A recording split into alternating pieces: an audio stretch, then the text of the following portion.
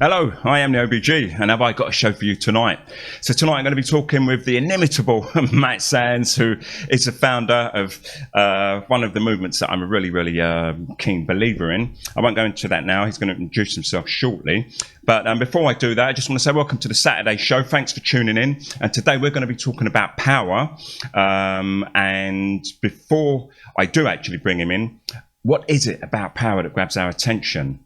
Does power modify our behavior? Does power corrupt us? And some say that power is the capacity of an individual or a group to influence actions, beliefs, or even the behavior of others. And this is often confounded with the term authority, which is a term used as power and is perceived as legitimate by society. But I'll bring that up again a bit later.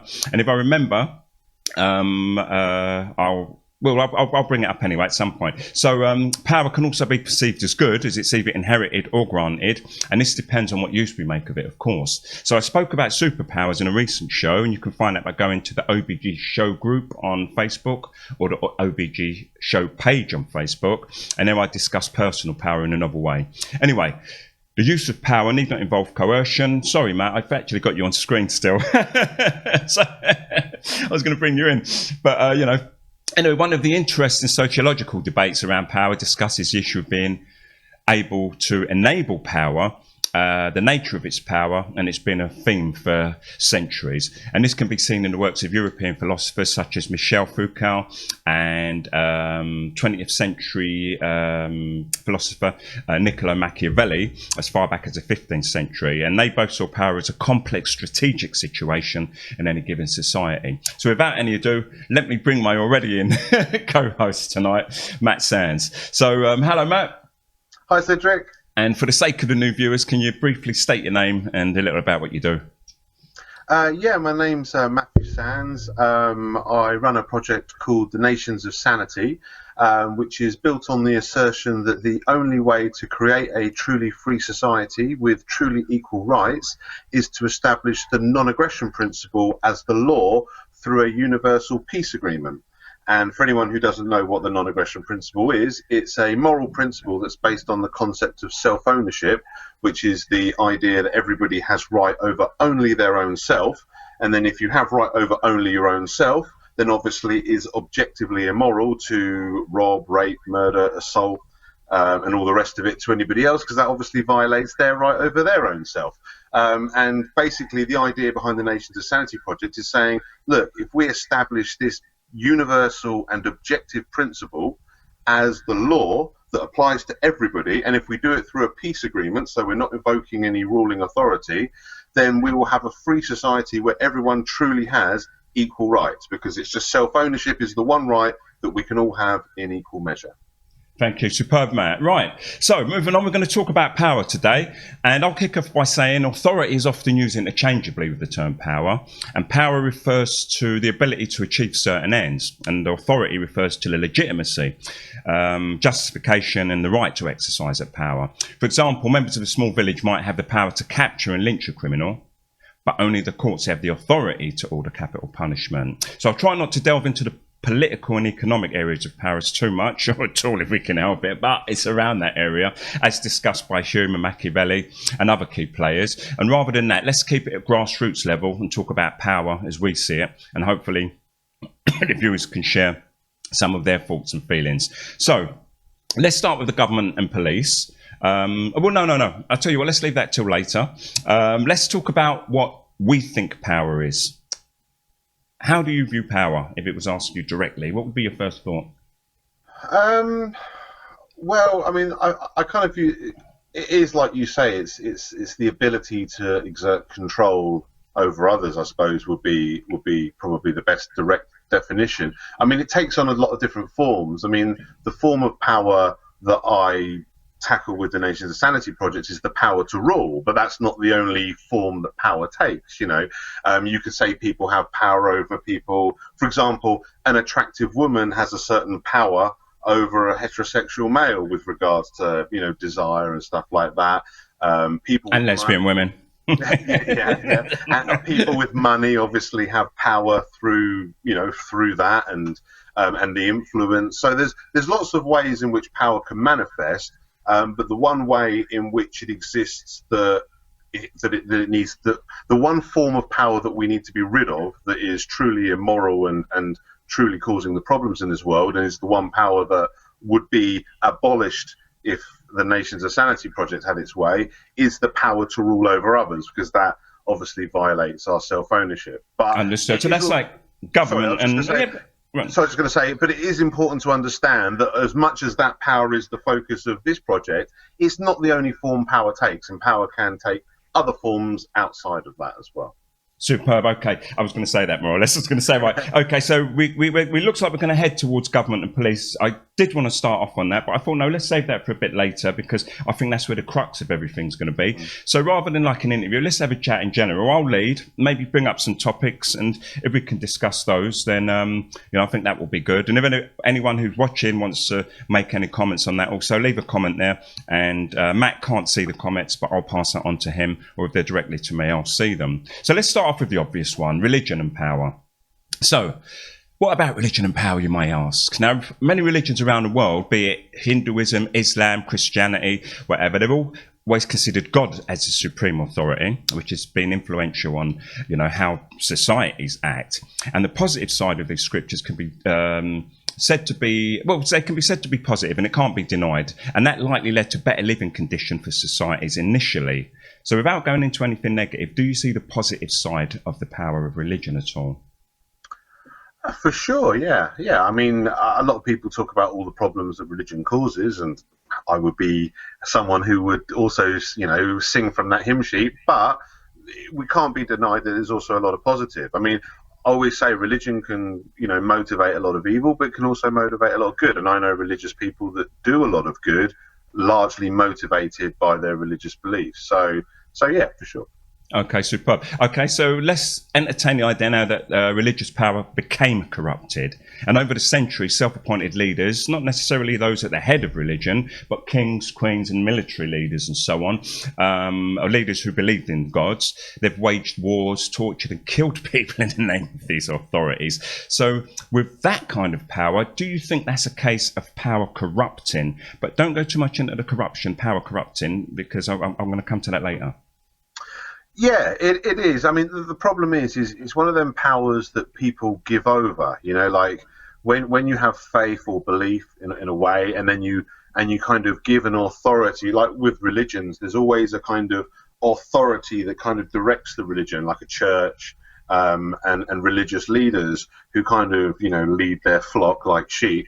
And the problem is apart from the fact that those people can, be corrupt, as you say, the problem is that the masses give over their power. They voluntarily give up their own power to decide for themselves, and they kind of hand it over to other people to almost tell them what they believe, even though they have their own, they believe in this, but they're letting other people kind of interpret, the religion that they are devoted to for them, and therefore they kind of give away their power to these institutions. Okay, now there's nothing wrong with giving the power, because earlier, as we said, it may be done for good. So let me just rephrase that question again. It's talking about the negative side. Is that because they've given the power to some people, that those people now have all the power, and that leads to a form of corruption, saying that maybe too much power corrupts? Or is that just a case of the fact that one person went corrupt, and the fact that everyone handed over their power, then they become victims to that? It's hard to say, because if I think about all of the religions that have existed, they've not only obtained the power through people voluntarily giving it up. They, obviously they've also used violence and force. Yeah, through conquest. Yeah, so it's difficult to pass the two, because often there's been a link. It's like often when religions have appropriated a people. Like they said, for example, when Christianity first came about, it appropriated a lot of pagan rituals and what have you, and celebrations and stuff like that. Now, a lot of people were forced to convert, but there was also a degree of appealing to them voluntarily consenting as well, with regards to the fact that they were letting them keep, that they were doing this transition where they were keeping their festivals and their practices and their culture to a certain extent, and just kind of changing it morphing it into this new thing, which was Christianity in this case. And a lot of religions have taken on that kind of form. So there's been this voluntarily people giving up their power to it, but there's also been the force as well. And it's hard to separate the two, because there's kind of been a mixture of both, throughout history, if that makes sense. So they're yielding to a power regardless. I mean, because there must be a power for them to yield to. It's not like they're just giving in to the guy down the street. Okay, so going back even further back, Pythagoras, he's actually meant to have said it's the same danger to give a mad person a sword and a dishonest person power. So this in itself doesn't actually mean much, but it indicates that the abuse of power has been a talking point since Europe emerged from the Dark Ages. And it also shows that we have a distrust of people, once again, that wield too much power. So moving on from the power without, as in external forces, you can come back to those anytime you want, Matt. What about the power within? For example, New Ages have given kind of a rebirth to the idea of us possessing inner power and how we can use that for personal growth, for personal gain, and also for helping other power. What would you say about this inner power? I don't know enough about it, really. I mean, I understand a lot of what's being said with regards to, tapping into your hidden potential and stuff like that. And I think there's a lot of value and truth to that.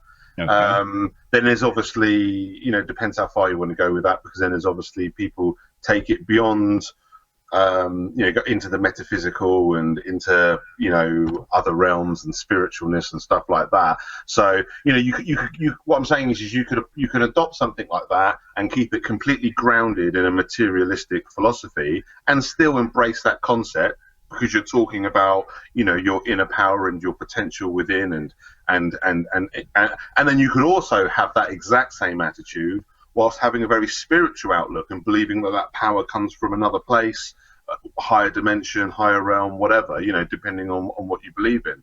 If you're a religious person, through your God and through that sort of stuff. So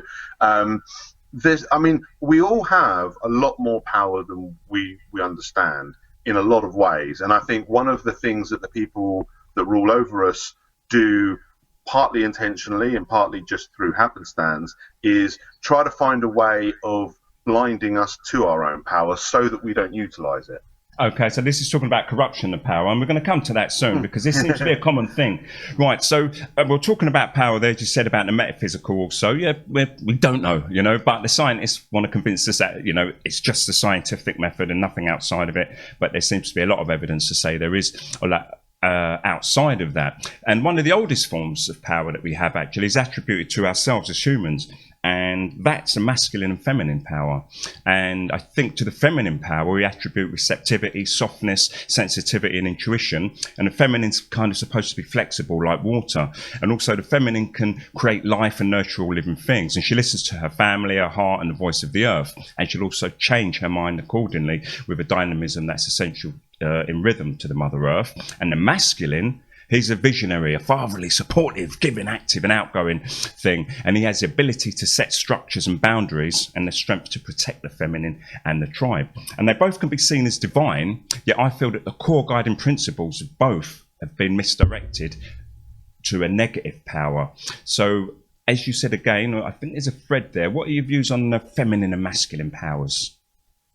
Yeah, well, again, like you say, you're right to say that there's a good side and a bad side to both. I mean, I remember, I think it was, I can't remember who it was, but I remember hearing someone say that about the feminine kind of energy, if you like, or however you want to call it, was often associated with like creation and rebirth. Obviously, through women giving birth and what have you, makes sense, but also with chaos. And then like the masculine was kind of more with order and strength and protection, again, which falls in line with the stereotypical roles of the male. And it's like when you think of certain things, you do attach a masculine or a feminine thing, and things like nurturing and stuff like that is something that you kind of more associate with feminine energy. Yeah. And then something that's more kind of aggressive, whether it's good or bad, whether it's, in aggressive invaders or aggressive protectors and defenders, that's got more of a masculine energy. And there is good and bad to both. Like like I say, like with the masculine, with that strength, that can be a strength that protects, or it can be a strength that attacks, destroys, and destroys. Yeah, with the feminine thing, creation can also be a destructive force and create chaos as well, because it's that cycle thing, and sometimes it doesn't let anything settle. So there is kind of, I think everything in life seems to be about balance. Okay. And I think you need a balance of both. And I think even with both, even if you just look at the masculine on its own, you need to balance that.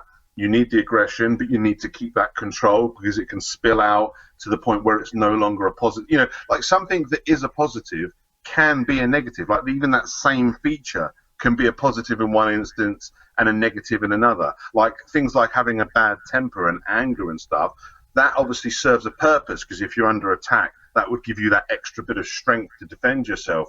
In that situation, it's a positive force. But in another time, that anger may lead you to do something bad or lash out or something like that. And obviously anger in itself is a very negative energy. So I think, a lot of these things, without repeating myself, I think it's about balance. And okay. You can I'll come back to that from both. Right, fantastic. So let's get on to the juicy bits now, because I think you can pull in a little bit of your Nations of Sanity stuff here. And we're going back to the government and police, which I said I was going to do. When it comes to government, we can easily distinguish a primary power, which is a direct and personal use of force for coercion, and a secondary power, which may involve the threat of force or social constraint and involves a third party to exercise those delegated powers, such as the police. So what are your views there on power regarding the primary force, government, and the secondary, those who are delegated to maintain that force, such as the police? Yeah, well, I mean, now we're getting into the realms of the power to rule, and this is the specific form of power that I oppose with the Nations of Sanity project. This is the one form of power that we need to abolish. And that's not to say that other forms of power can't be corrupting and can't be bad influence as well. But it's like, when we, for example, if I as a male give away my power to some attractive woman, or say people give away their power to religious leaders, that is at least voluntary. Whether it's a good thing or a bad thing is still something that can be debated depending on the situation. But at the very least, you as a self-owning individual, if we accept self-ownership, which is obviously the thing that I'm pushing with the Nations of Sanity, you as a self-owning individual have the right to give away your power, even if that's not a good thing. Even if me as your friend would say, look, Cedric, you don't want to do that, it's going to lead to bad things, it's still your right, because you have right over yourself. So if you want to give away your power, you can. The problem with the power to rule is that's not a voluntary thing. That's something it's that distinction between rulers and leaders. A leader that you choose to follow, that you voluntarily give your power to, and a ruler who takes it under the threat of force. And that's what government does. And that is the one power that we need to remove. I like to use, I don't know how many people listening know the Lord of the Rings story, but I love to use the allegory of the Ring of Power as a kind of metaphor for the power to rule, and kind of repeat the what's said in the book about it has to be destroyed. Some people want to wield it, and they say, oh, well, we'll wield it for good. Like these people that want to take control of government say, oh, well, if only we use government for good, if we use this power to rule over people, if we had a benevolent dictator, and all of that's kind of nonsense. Whereas what I'm saying, and what we're saying with this Nations of Sanity project, is we're saying, look, the one thing that's wrong with this world, the one power that needs to be rid of, and it's like I say, it's not the end of the fight. There's still it doesn't create a utopia just by getting rid of this power. Absolutely. It's the one thing that we must be rid of. It's the one power that no one should have. No one should have the power to rule over others. It's in itself criminal. It's in itself immoral. It violates the self-ownership that we all have. And that is the power that government wields. That's the power that police obviously enforce. The government are the kind of the dictators, and the police are the enforcers of that will. And that's the one thing, like I say, because when I talk about the Nations of Sanity project with this idea of making the non-aggression principle the law, it's not about creating a utopia. There's still more to be done beyond that with regards to creating a better world, and it doesn't feed the hungry, and it doesn't fix every problem automatically. But what it does do is it prevents the criminals from ruling over us the criminals that rule over us from ruling over us. Okay, so for those who do that, we can address the other stuff. Okay, superb. And for those people who are listening in, where does the power lay if the Nations of Sanity was implemented? How would you express how the power is then in a society that lived under the Nations of Sanity's laws? Yeah, well, basically, because the law would just be the non-aggression principle, and it would be established through a peace agreement. So rather than having this ruling authority that says this is the law because I have the power to say so as your ruler, we're saying, okay, no one has the power to rule because of self-ownership. So what we're going to do is like a peace treaty. No, not through anyone's individual authority, but just through this universal understanding that we all accept that everybody has right over themselves. And that acceptance alone gives us the basis for the non-aggression principle, because that's all the non-aggression principle is. It's just the moral principle that comes from that concept. If you accept that everyone has right over themselves, so there'll be no authority. The only authority we have is over ourselves, and everybody would have that equal right to both enforce the non-aggression principle and the equal obligation not to violate it. Oh, fantastic. So that power's dissipated, spread evenly in a sense, you have the right to do and so on, but there's not one body that as such that uses any kind of force. And if there was a body as such, they still wouldn't have any kind of power as such, but they could still exist, right?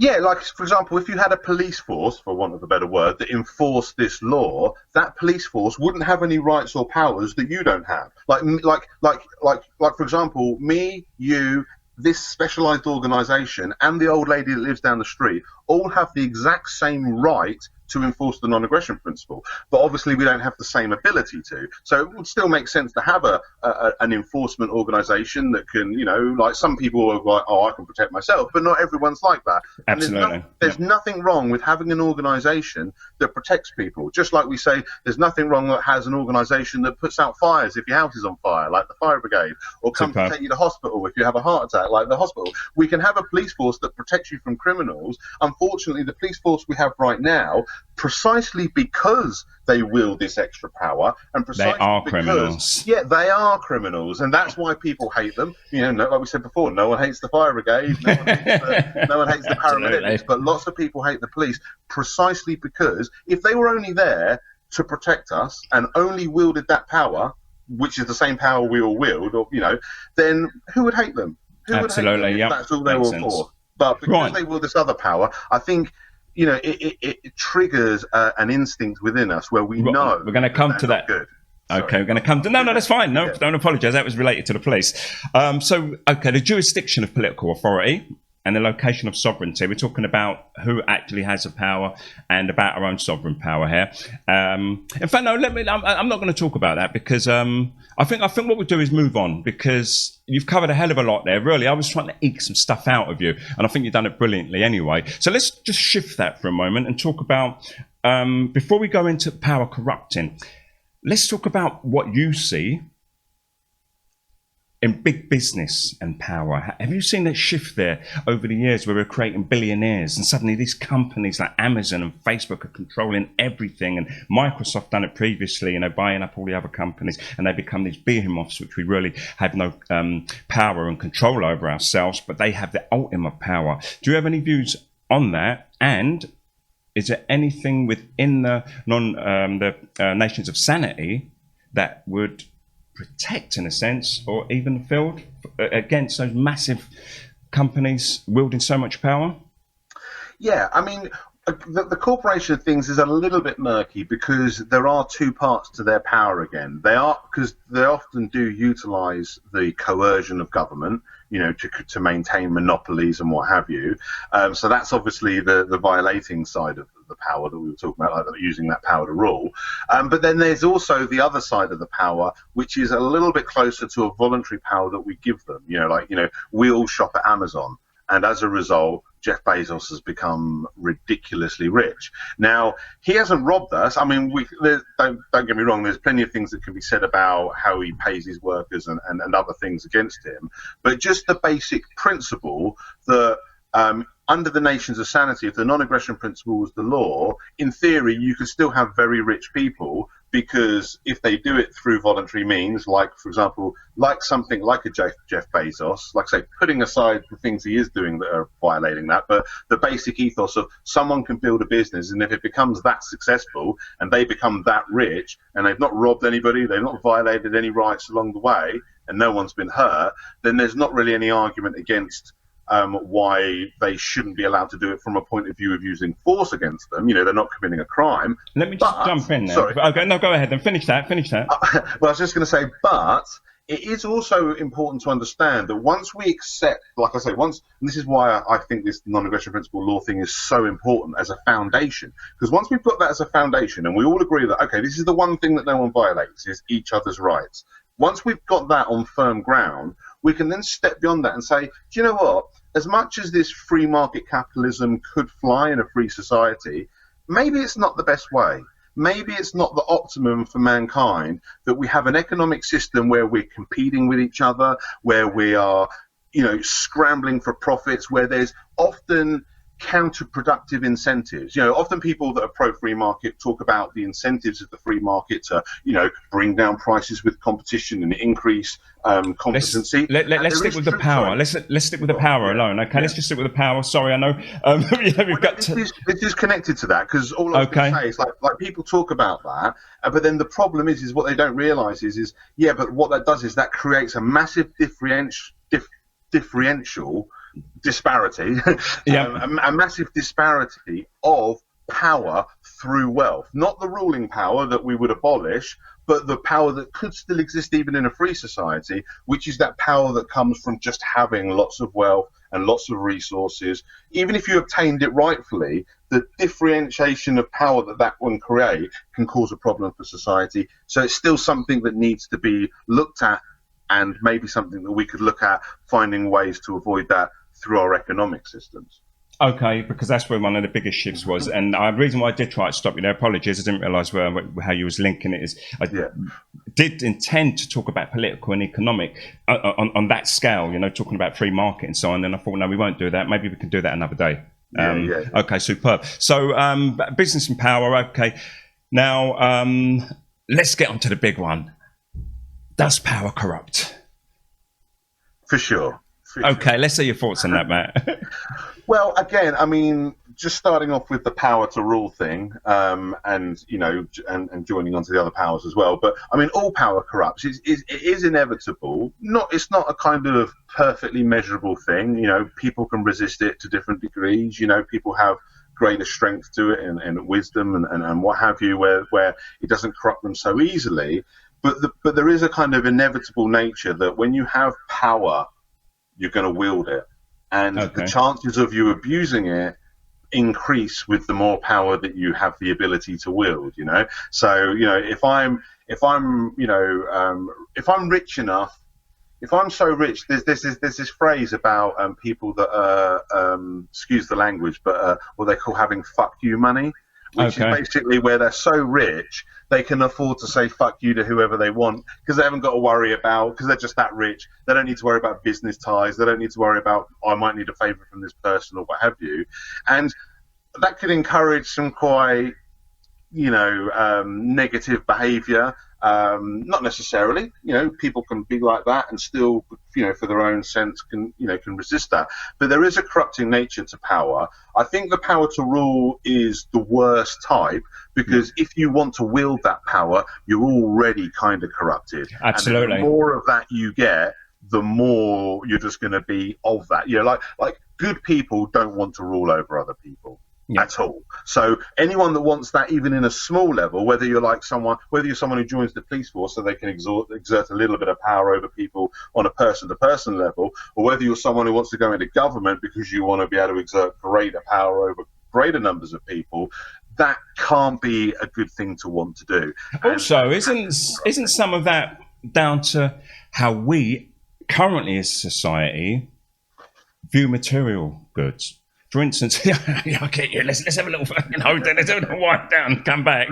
Be right back with you, viewers. So, isn't that also down to us and our schooling, our education, our way of being? Because I don't believe we're just naturally, inherently greedy creatures. I think, like any other animal, we know that okay, you may want to hibernate in the winter and take some excess, but not, excess that you're going to destroy them. And I'd use an analogy in a show, just an analogy, a description, whereby, you said to everyone, look, they've got free bread. And people wouldn't just take 3 loaves or 4 loaves. They'd grab as many as they could, and the bread's going to go off anyway. They would never stop and think, right, I'm going to take 5 loaves, that should last me. Maybe they haven't got refrigerators, or maybe some have, but they'll take more than they need. So I don't think naturally we're that way. So what I'm saying is the fact that we give so much credence to people with money or so much material goods is our very own problem. The fact that we laud that stuff so much. You can talk about Jeff Bezos and say, like, oh, Jeff Bezos, and someone might say, oh yeah, he's a really astute businessman. They'll say, oh, you know what, and they'll talk about the money. Same with Bill Gates or anyone, it's always about the money. And we laud these people for their money, whether they're pop stars, whether they're actors and singers, what is their net worth? And they become aware of that, obviously, and because they're the type of people who love the adoration anyway, the more money they make, they obviously feel that they're elevating themselves and getting more adoration, and it creates this vicious circle of us lauding them and then wanting to be king of the castle. So the power, I believe, does corrupt. I think we have a certain amount of energy as human beings, each and every one of us, maybe start off equally. But the more people that give themselves to you, in a sense, it's like they're giving you some of their energy, some of their power. And that power can easily extend to the head, the heart, the body, and so on. And that makes us grow. So having hundreds and thousands of people adoring you could easily corrupt a mind, and also collecting the money, which we love so much, can corrupt a mind. So I think ultimately the power corrupts. Now, if you could link that somehow, Matt, to everything else we talked about earlier, because this is what we kept on trying to get towards, whether it's religion, business, the police and government and so on. We can end on this, is power corrupts, and absolute power corrupts absolutely, something like that. See us out on power, corruption, but leave us on a high note, maybe. What do you think we could do about that? I know it's a tough question. If you can handle it, go ahead. Okay, well, I mean, you touched on a couple of things there, because you spoke about the like economic power, and then you also spoke about the coercive power, and the other forms of power, and they all corrupt. I think you're right. They all corrupt in their own kind of way. I mean, my approach with the power to rule with the Nations of Sanity is to say, in when we're talking about that particular power, then power corrupts, absolute power corrupts absolutely, and our solution is to remove that power, is to abolish it, to make it illegal, to recognize it for the crime that it is, and to recognize those who try to wield that power to rule over others as the criminals that they are. Now, we can use force to do that. That's a law and crime thing. The other power, the power that we give to people, that's still something that we need to do something about, but our tactics have to be different. Because then, like the power that you give to Jeff Bezos, for example, when you shop on Amazon, that's a power that you have the right to give. So I need to appeal to you peacefully. I need to use a different kind of power to fight that power. The power to rule is a crime. So you fight that with the force of law, a just and valid law, which would be the non-aggression principle, what the Nations of Sanity is about.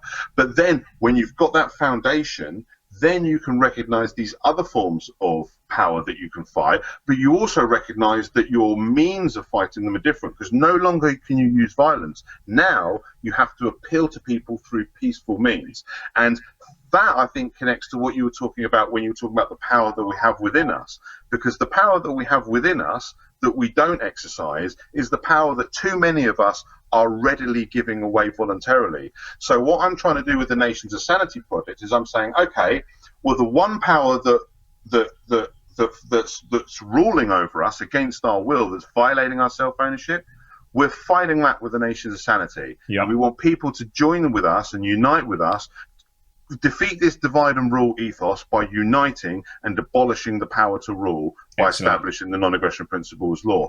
Once we've done that, then how we fight the other forms of power becomes clear, because we know all that's left then is peaceful interactions and peaceful methods, and that's how we can appeal to people, because we'll respect their self-ownership. Absolutely, yeah. Cedric, I can't say to you, Cedric, you're not allowed to shop at Amazon. I can say to you, Cedric, hey, let's not shop at Amazon. Let's go shop here now, because this is going to have a better impact and be part of the world that we want to create. Actually, that's fantastic, Matt. Superb. And talking about the Amazon thing, I'm saying to everyone, stop shopping at Amazon, because Jeff Bezos is going to become the world's first trillionaire by 2026, they claim. And I'm saying, look, let's just start a hashtag stop Jeff Bezos kind of thing, because nearly all of the shops that you shop on at Amazon, you can actually click on the link, and most of them have got a website.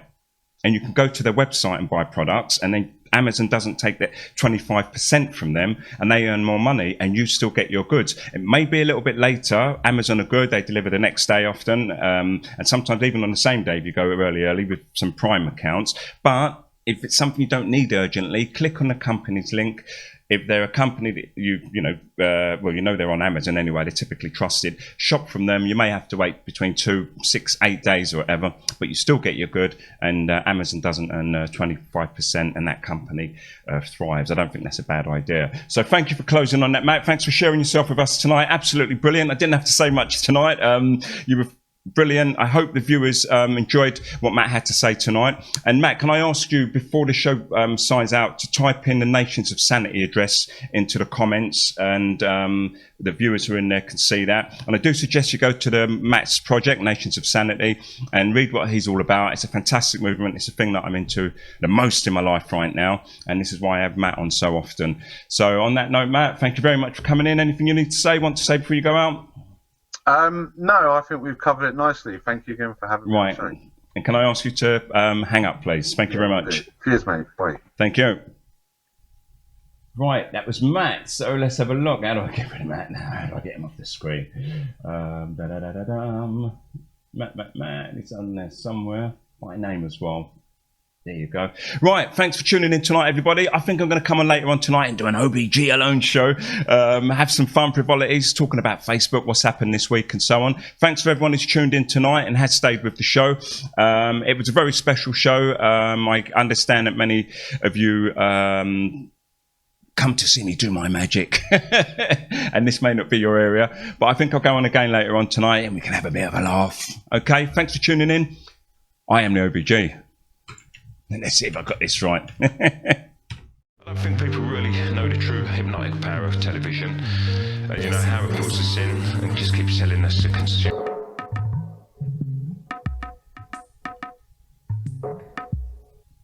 And before I do go off, I want to say thank you to Huey Delaney, who's in the room, for your generous donation to the show. It means a hell of a lot, Huey. Thank you so much for suggesting, keeping your word, and making that donation for the show.